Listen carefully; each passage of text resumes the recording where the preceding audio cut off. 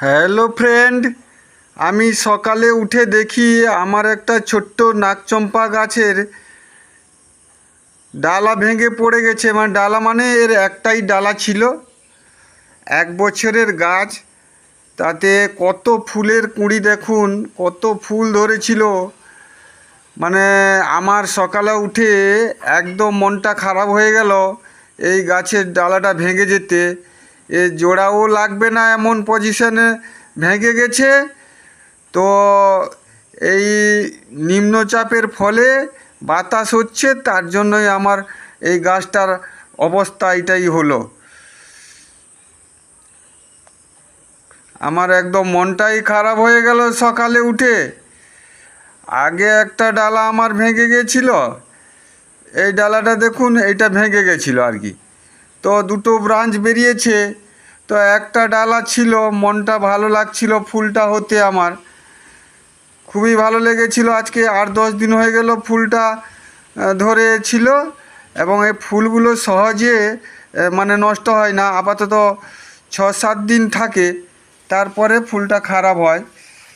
তো আমি ভেবেছিলাম সবগুলো ডগায় ফুল ধরলে আমি আপনাদের জন্য একটা ভিডিও বানাবো, কিন্তু সে আর আমাকে ভগবান সাথ দিলেন না ভিডিও বানানোর জন্য।